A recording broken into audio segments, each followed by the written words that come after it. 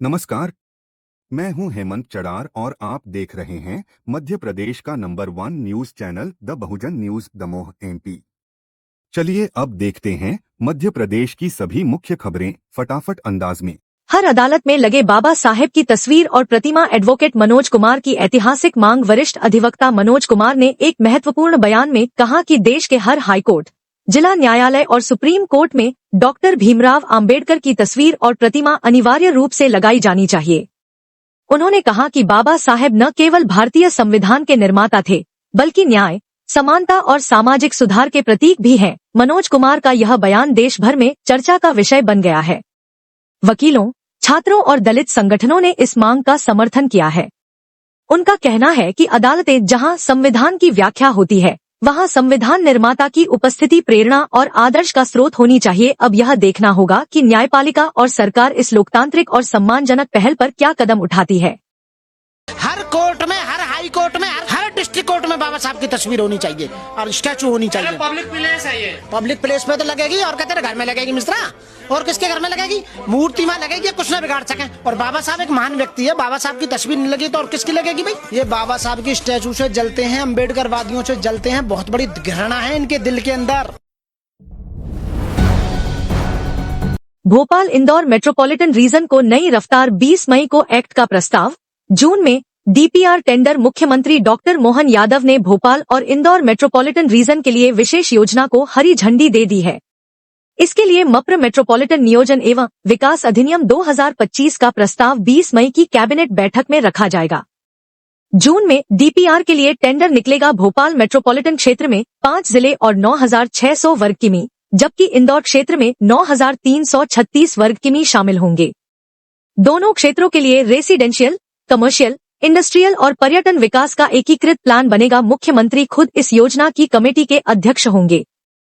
प्रमुख फोकस रोजगार, infrastructure, sewage, जल प्रदाय, यातायात और प्राकृतिक संरक्षण पर रहेगा। मध्य प्रदेश अब देश का 13वां राज्य होगा जो 2 मेट्रोपॉलिटन रीजन विकसित करेगा।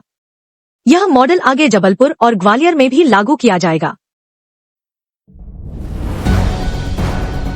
आतंकवाद के खिलाफ एकजुटता की जरूरत।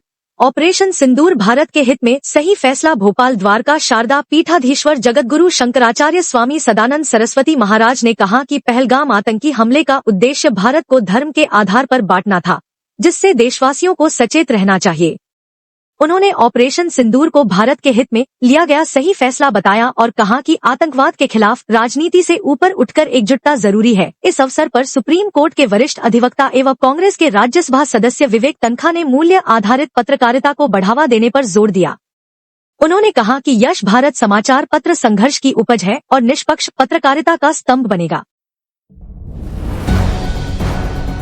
कलेक्टर आदित्य सिंह की 60 किलोमीटर साइकिल यात्रा से स्वास्थ्य और जिम्मेदारी को बढ़ावा। अशोकनगर कलेक्टर आदित्य सिंह ने शनिवार की सुबह 60 किलोमीटर साइकिल यात्रा कर तहसील चंदेरी तक पहुंचकर एक मिसाल पेश की।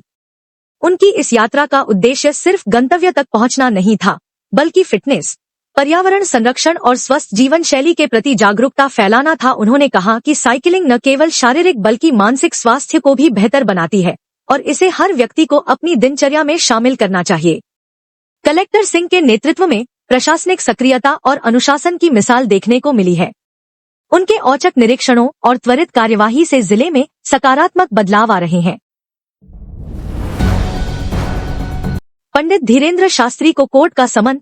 कुंभ में न आने वालों को देशद्रोही कहने पर 20 मई को पेशी के आदेश। बागेश्वर धाम के पीठाधीश्वर पंडित धीरेन्द्र कृष्ण शास्त्री को शहडोल जिला न्यायालय ने 20 मई को पेश होने का समन जारी किया है। मामला उनके 27 जनवरी 2025 के उस बयान से जुड़ा है, जिसमें उन्होंने कहा था जो महाकुंभ नहीं आएगा वह देशद्रोही कहलाएगा। इस बयान के खिलाफ सीनियर अधिवक्ता संदीप कुमार तिवारी ने 3 मार्च को कोर्ट में परिवाद दायर किया था। प्रथम श्रेणी न्यायिक मजिस्ट्रेट सीताशरण यादव की अदालत ने 15 मई को समन जारी किया। परिवाद में तिवारी ने तर्क दिया कि यह बयान संविधान की धर्मनिरपेक्ष भावना और नागरिक स्वतंत्रता के विरुद्ध है। उन्होंने सवाल उठाया कि क्या कर्तव्यरत डॉक्टर, सैनिक या आम नागरिक जो कुंभ में नहीं आ सके, उन्हें देशद्रोही कहा जा सकता है।